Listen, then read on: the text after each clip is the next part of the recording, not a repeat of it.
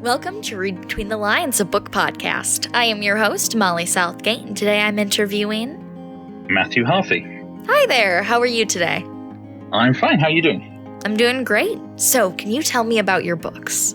Yeah, so I've written a few books now. So my first books, or the books that I'm most well known for, I guess, is a series called the Benicia Chronicles, and I've got 7 of those out so far, and there's the 8th one is already written, and that's coming out in the summer, in July. So the first one's called The Serpent Sword. I'm not going to name all of them, but the one that's going to come out in July is called For Lord and Land. So that's the series that I'm still writing. It's still ongoing. There's probably a few more still to come. And I'm also working on a new book now, but I've also got a book out, a standalone historical fiction novel called Wolf of Wessex. The Benicia Chronicles, by the way, is set in 7th century Northumberland mainly, but 7th century Britain. And it's a time sort of before the Vikings. It's Anglo-Saxons and the native Britons and the Picts and all of the sort of the battles between the small kingdoms in Britain at the time. And then I've got this standalone book called Wolf of Wessex, which is set a few hundred years later in the 9th century. So that's the beginning of the Viking Age, and that's set in Wessex, which is southern England, modern southern England, and it's where I live now. I live down in the south of Britain, which would be part of Wessex back in the 9th century.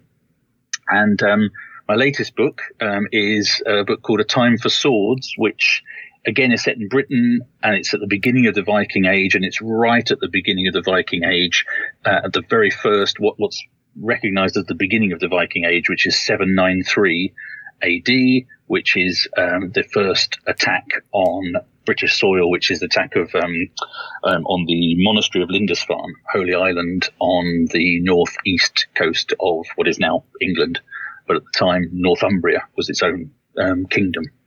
Yes, and I've been reading that one, and it's so great, and it's so fascinating. So, thank you.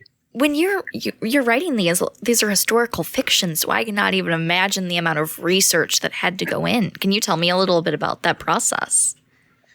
Yeah, so obviously I haven't strayed too far away from the sort of Anglo-Saxon period that I started researching for the Serpent Sword originally, and then for the rest of the Benicia Chronicles. So I decided I wanted to write something a little bit different from the ongoing series, but I was too scared to branch out too much away from, I've moved 100 or 200 years away, but I'm too scared to leap into a totally different period of history and start researching from scratch. But so basically I've accumulated over the last 20 years or so a lot of books about Anglo-Saxon Britain, what's known as the Dark Ages, often more correctly known as the early medieval period. So it's sort of after the Romans have left Britain in the 5th century, I guess that is, and then before the Norman conquest in 1066. So that whole period is known as like the early medieval or the pre-conquest, of the Britain. And so I've accumulated lots of books, and so lots of the sort of the background understanding of the weapons and things like that has sort of come from reading all of those things and delving into those things over the years. So there's lots of transferable information from previous books. So also like the locations and the way that people lived didn't change hugely between. I mean, obviously there's probably archaeologists and historians listening to this going, oh yes, it changed massively between 640 AD and 790 AD. But I think in terms of fiction and the way that I write, there's probably not a huge amount of difference between the way people lived in that period, between those two periods. So lots of background information that I picked up over the years writing the first books, and now with this new book, A Time for Swords, I've had to research, read up more about the politics of the time, and of course, when I started, I think I was a bit naive and didn't really realize how much I was going to have to start investigating other places, because I'm writing the sequel now, and it's no spoiler to say that the main character is Hunlaf, and he's a monk who is writing the book in first person. So we know that he survives. So it's no spoiler to say that he lives to the end of the book. But I'm writing the sequel, and in the sequel, they're going to travel across the North Sea and actually go to the land of the Vikings, to Rogaland, which is part of Norway, modern day Norway. And so I think I underestimated quite how much I'm going to have to research lots of historical events and places across Europe, because the way I've set up the book is that Hunlaf is now writing the story as an old man looking back at his life, starting with this moment of the attack on Lindisfarne, when he's there and he sees the Vikings attack, and he discovers this inner ability in himself to stand and fight rather than just run away or get killed by all the most of the rest of the monks. And I've set it up so that he's writing this as an old man, and that there's lots of mentions of different adventures that he's had. But when I was writing it, I haven't actually researched all of those different adventures. So I sort of mentioned that he goes to Byzantium, that he goes to Africa, that he goes here and he goes there, he goes to Rome and all these different places, Constantinople. But I haven't actually researched all of those things. So now I'm sort of thinking, right, great. So I'm going to have to now sort of research those things as I move on to the sequel and potentially other books. So but basically the research is just reading as much as possible, looking online, looking at watching. At the moment can't really go anywhere or do anything. So ideally you travel and go to the places, which is always great. But the reality is now we've been in lockdown in the UK on and off for the last year, pretty much.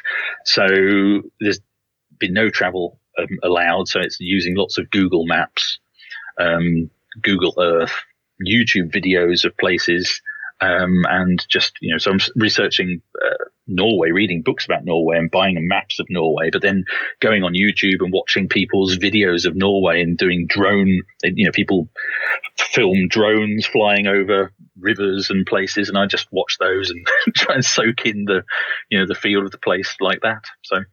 Yeah.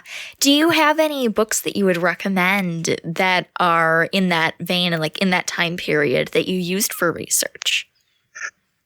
So for research, yes, I have got one, and I haven't got it right next to me, but I think it's called Children of Ash and Elm, I think it's called, by Neil Price.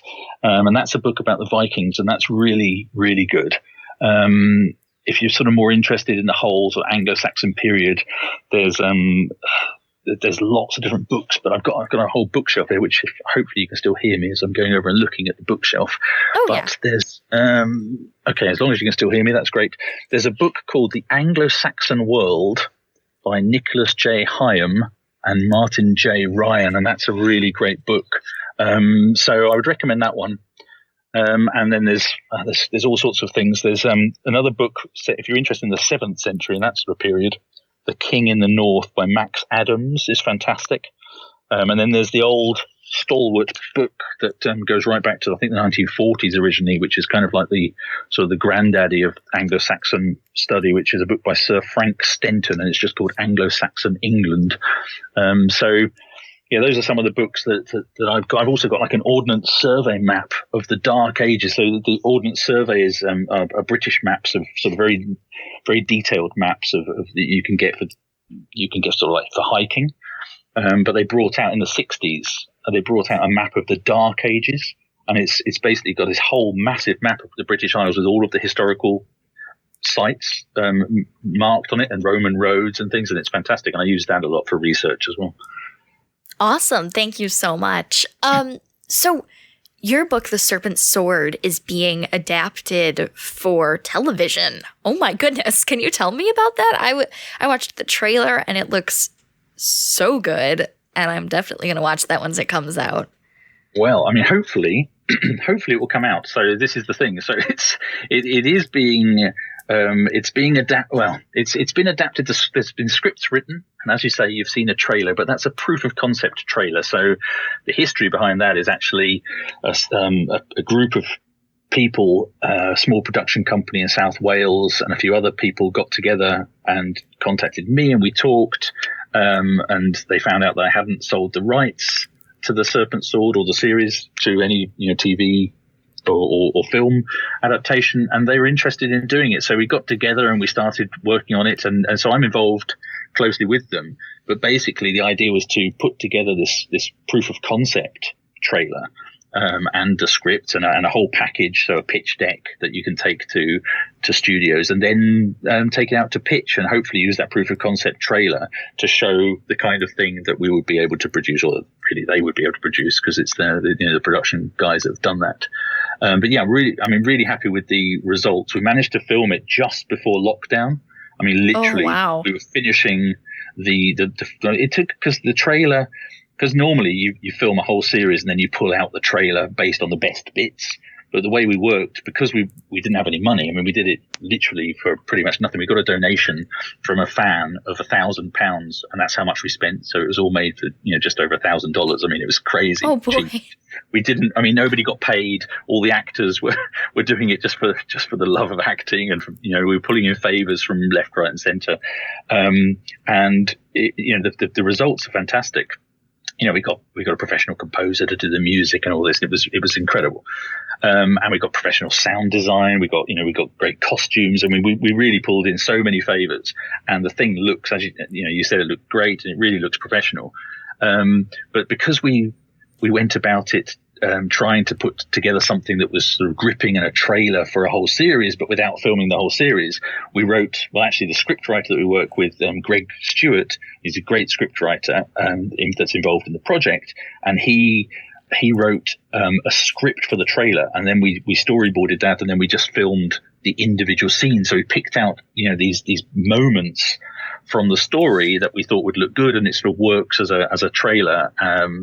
And then we filmed it over about 8 days, I think it was, sort of starting in January 2020. And then a few days, there was a month break in the middle. Then we filmed some in March. But literally, we finished the filming the day before the lockdown in the UK. Oh, my goodness.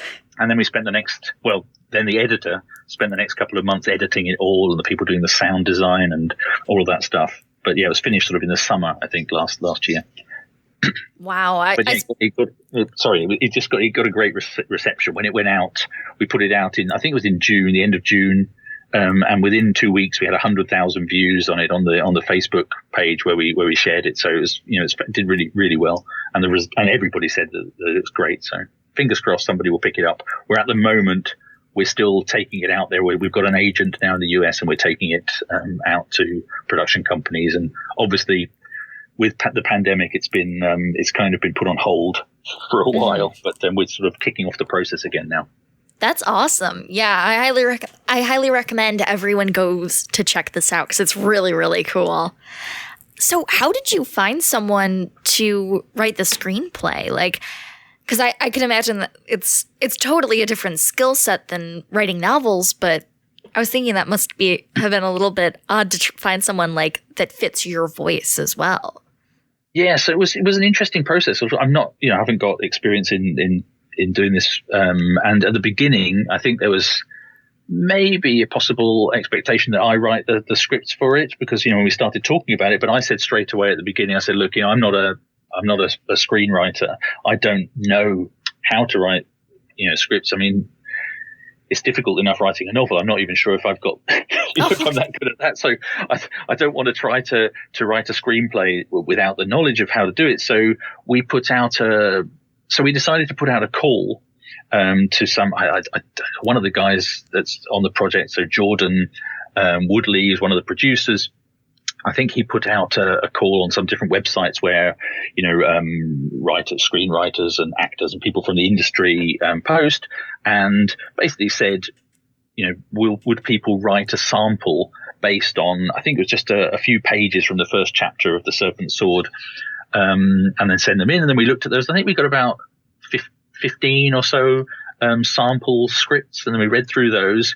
And then we picked the 3 or 4 that were the best of those, the ones that we liked the most, and we interviewed them and we spoke to them, and we ended up, I mean, there were some great things there. The ones that we tended to, it was interesting because I think it was a very daunting prospect. I didn't realize quite how daunting it was really for the people coming in to be interviewed, for the screenwriters to be interviewed, because obviously I was there. And so they'd written something based on, on my book. And I felt, I feel sort of quite sorry for them really, but because, they're coming in and where they deviated from the book, they were quite nervous, understandably. But actually, the ones that were the best were the ones that had deviated to some degree from the book to make it work on screen. And the ones that were the least satisfactory for us, or the ones that were least exciting, were where they'd stuck very, very closely to the book. And that's not to say that what Greg's done, completely goes off piste from the book, but it's a different format, it's a different medium, and you need to do different things to tell a story. And he wasn't afraid to do that. And the other thing that made us go with Greg was that we had a few questions that we were asking people. How would they tackle certain things? I mean, there's some quite difficult topics in The Serpent's Sword, and one of them, which is obviously a very sort of hot topic in Hollywood and in the world in general, is there's quite a difficult scene of sexual violence. And so I said, have you got an idea of how to tackle that in a TV series? If you write the script, and he'd already prepared an answer. I'm not going to tell you now what the answer is, because I think it was a great answer. The way of approaching it was really brilliant, but he already had it prepared. So he had a sheet of paper, and he said, "Yes, I've already thought about this, and here's my points." So it was great to see that we were straight away on the same sort of wavelength, so that he already anticipated the difficult questions that we had. And there's things that you can do on a page in a book that maybe you can't do on screen, and stuff like that. And then he was great. I mean, we met together, we spent some time together going over the drafts, and he asked me lots of questions, and he obviously read the book, but we went through, and he's written the pilot, and he wrote a breakdown of all of the season, 9 episodes, and then he's written the second episode as well. But he did some great stuff. He's to adapt it to make it work. He's brought in characters that aren't in the book, which is maybe quite shocking for some people, but I'm absolutely fine with it, and it really works. And he's done things just that make it work, and I think it makes it sing, and it makes it work for TV in a way that it wouldn't have done if somebody had stuck very, very closely just without any deviation. Although the main story thread is there for anyone listening that's a fan of the book. If it does get made into TV, and we stick with the scripts that we're proposing, the script that Greg's written, rest assured it still follows the main thread, and the main character is still Bearbrand, and he has the same major beats of the story, but there's other things that happen to make it work, to make it work over a long form TV series. I think that's really great. And like when I watch movies based on books or shows or anything, it's always like, to a degree, I want it to still follow like the same themes and everything, but is a different format. And it's interesting to see what another creator will do with those characters still, and with those themes. Exactly. And I mean, one of the things, without going into too much detail about it, but one of the things that Greg pointed out very early, he said it's a very sort of linear story, which in the book works. It was my first novel, it's my debut novel. It's the first novel I'd ever written, and I tried not to complicate my life too much when I was writing it. So it's quite linear. There are lots of smaller parts, but they're kind of, Bearbrand is the main actor throughout the whole story, and he's the one with agency, and he's the one that other people sort of flit in and out of his life, to describe it in some way. But if you're going to make a TV series out of it, you have to have more major characters that have their own agency, that have their own storylines. And so what he did was say, we've got to bring out some of these characters and not change them completely, but just give them a more prominence so that their stories can intertwine with this main thread of Bearbrand, which I think was exactly the right thing to do, and give more, more prominence to certain female characters that were not prominent in the novel. Not that they're not there, but they weren't as prominent. And I think they need to be, because it makes the TV series, it will make it more of a, make it more balanced and make it work better. But, I just think everything that he did, was great in that regard. I think it will make it more sellable as well. I think everything about it were good decisions. Yeah. So fingers crossed. Yeah, fingers crossed, definitely. Everyone, like I said before, everyone go check this out. I will be hoping that you guys get this, because I really want to watch this show. So if anyone wants to see it, it's you can go to theserpentsword.com, and you will see the trailer there. And you can read a bit more about the project. Yeah. All right. So kind of pivoting away from talking about the show and more into your writing process, what interested you about the Dark Ages? Yeah, so originally, I never planned to really write anything, and it kind of happened at the spur of the moment. But as I got into the whole process and realized, that I was going to write a novel and then more novels. I think what really appeals to that period is the amount of conflict there is. And the other thing is the scope for stories. It's a period that doesn't have. It's called the Dark Ages for many different reasons, and lots of people don't like that term. But one of the reasons is because of the lack of written accounts. So there's very few accounts written at the time. But because of that, there's a huge scope for stories. You can, if you go to a period in history like the 1940s, Second World War, everything's written down. We know everything. We know what everybody was wearing. We know where everyone was. We know what battles were taking place and who was in those battles. Every individual, we have everything, newspaper reports from all over the world. So it's very difficult to create sprawling sort of epic stories within that world without doing a huge amount of research if you go into like a modern day setting or more recent past. But when you go into the Dark Ages or the early medieval period, there are huge gaps, so we might have in the Anglo-Saxon Chronicles, it might say, 633, there's the Battle of Hatfield Chase and King Edwin is killed by Penda of Mercia and Cadwallon of Gwynedd. And then the next entry is, 635. Or something, and that's it. You've got like 2 lines, So from that, oh boy, you can then go right. Okay, so there's a big battle. I know who the people are that are involved. I can easily then start creating against that backdrop a huge, sprawling epic with other characters, without anybody saying that I've got it wrong, because nobody knows. So as long as you sort of do a bit of research and make sure that you're hitting the main beats of the historical events, the rest of it's up for grabs. So I think those are the 2 things: the amount of conflict, because there's loads going on. You've got multiple religions vying. So you've got like the old religions, you've got Christianity, and then you've got the different. You've got 2 flavors of Christianity in the early medieval period. So you've got Christianity coming from Rome, from the south, and then you've got the Irish Christianity coming from Iona in the northwest of Britain. And both are sort of making their way across Britain at the same time as you've got the Anglo-Saxons who've come across from Europe, and they worship gods that are very similar to the Vikings. So they're Woden instead of Odin and Thunor instead of Thor, but they're basically the Viking gods. So you've got that sort of clash of religions, and then Britain itself is broken up into all these small little kingdoms, and each of those kingdoms is vying for supremacy and fighting battles with each other. And you've got the native Britons, who are basically the Welsh, who are pushed ever further west, a little bit like the Native Americans who are pushed westward across the states by the incoming Britain, people from Britain and from the east of America.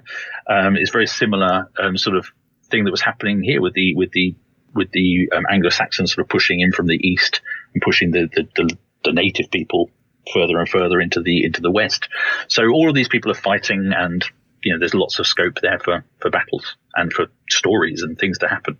Yeah, definitely. Well, thank you so much for coming on. This has really been a great interview. I'm loving your book, and I loved getting to talk to you. That's all right. Thank you very much. One final question, and that is, what do you have coming up? So, I've got book 8 of the Bernicia Chronicles is coming out in July. So that's for Lord and Land. Obviously, we've got A Time for Swords is the current book that is out in the States in hardback in May, I believe. So that's sort of coming up, although it's already been released in the UK. I'm writing the sequel to that at the moment. And any sci-fi fans out there, I've also written a short story for the Black Library, who are the people who put out books for Warhammer and Warhammer 40,000, which is a tabletop gaming system. And I've written a short story for Warhammer 40,000 recently as well. So that's going to come out sometime in the future, but I don't know where. And I'm not allowed to say the title of it either, but it's going to be an anthology of short stories, I think. So awesome. Well, so all sorts of things. Thank you so much. Yeah, good luck with the show and everything. Thank you very much, Molly. For Read Between the Lines, my name is Molly Southgate. I'm Matthew Harffy. Let's end this the way all great stories end. Happily ever after. The end. Thank you for listening to Read Between the Lines, a book podcast. You can follow the show on Instagram and Facebook at Read Between the Lines Podcast and on Twitter at RBTL Podcast. Make sure to follow the authors who I've been talking to hear all about their upcoming projects, and also because they're cool people. This show is hosted by me, Molly Southgate, and produced and edited by my dad, Rob Southgate. Read Between the Lines is a Southgate Media Group production, and you can find all the great content put on by the network at southgatemediagroup.com. You can read the story of how I and many other podcasters started in the anthology book Pod Life, which you'll find at the link in the show notes. Also in the show notes are links to buy the books featured on this episode. Using those links supports this show and the incredible authors being interviewed. Have a great week and keep reading.